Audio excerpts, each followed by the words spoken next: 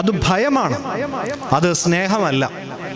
എന്നാൽ നമുക്ക് തീർച്ചയായിട്ടും ഭയം ഉണ്ടാകരുത് എന്നല്ല ഞാൻ പറഞ്ഞത്. മറിച്ച് നമുക്ക് ആദ്യം ഉണ്ടാകേണ്ടത് എൻ്റെ ദൈവത്തിൻ്റെ സ്നേഹത്തിൽ നിന്ന് ഞാൻ അകന്നുപോയല്ലോ എന്നുള്ള ഒരു ഭയം, അല്ലെങ്കിൽ ഒരു വേദന, ഒരു വ്യഥ നമ്മുടെ ഹൃദയത്തിൽ ഉണ്ടാകണം. അതായിരിക്കട്ടെ നമ്മുടെ ജീവിതത്തിൽ നമ്മെ മുൻപോട്ട് നയിക്കുന്ന കാര്യം. അതുകൊണ്ട് നമുക്ക് ആദ്യം ദൈവത്തെ സ്നേഹിക്കാം. ദൈവത്തെ സ്നേഹിക്കുന്ന ഒരുവന് മാത്രമേ നമ്മുടെ കൂടെയുള്ളവരെ സ്നേഹിക്കുവാനായിട്ട് കഴിയുകയുള്ളൂ എന്നുള്ളത് നാം എപ്പോഴും ഓർത്തുകൊള്ളുക. നമ്മുടെ ജീവിതത്തിൽ കഷ്ടതകളുടെ സഹനമുണ്ടാകാം, വേദനകളുടെ സഹനങ്ങളുണ്ടാകാം, പല തരത്തിലുള്ള സഹനങ്ങളുണ്ടാകാം. നാം മനസ്സാവാച ചിന്തിക്കാത്ത കാര്യങ്ങൾക്ക് പോലും പലപ്പോഴും കുറ്റങ്ങൾ കേൾക്കുന്നുണ്ടാകാം. നാം അർഹിക്കുന്നതിനപ്പുറമുള്ള ശിക്ഷ നമുക്ക് ലഭിക്കുന്നു എന്നുള്ള ചിന്ത നമുക്കുണ്ടാകാം. അവിടെയൊക്കെ നമ്മെ പിടിച്ചു നിർത്തേണ്ടുന്ന ഒരു കാര്യമുണ്ട്. നാം എപ്പോഴും